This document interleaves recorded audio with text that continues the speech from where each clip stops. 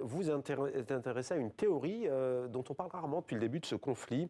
Si je vous dis Mackinder, ça vous dit quelque chose, le père fondateur de la géopolitique. On va voir la carte. Slimane, vous avez décidé de nous parler de ce qu'on appelle le Heartland. De quoi s'agit-il?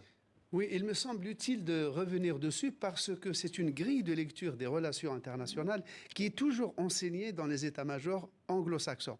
De quoi s'agit-il?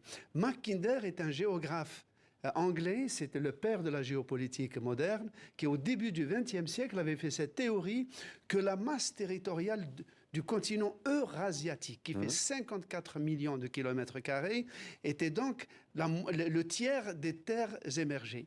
Que dans le cœur du monde, il y a la moitié, les 2 tiers de la population humaine, 50% des ressources, et donc c'est la région la plus riche. Et que celui qui contrôle le centre de ce heartland, de ce cœur, contrôlerait le monde.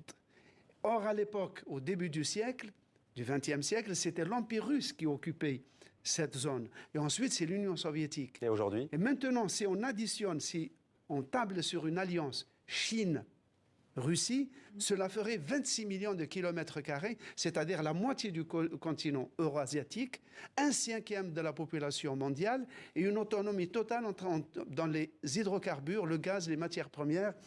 Bref, ce serait une puissance extraordinaire, sauf que l'alliance de la Russie et de la Chine n'est pas dans un but militaire, elle est surtout peut-être essentiellement dans la dédollarisation de l'économie du monde. Ouais. C'est-à-dire enlever le dollar et le remplacer par des monnaies nationales. Ouais.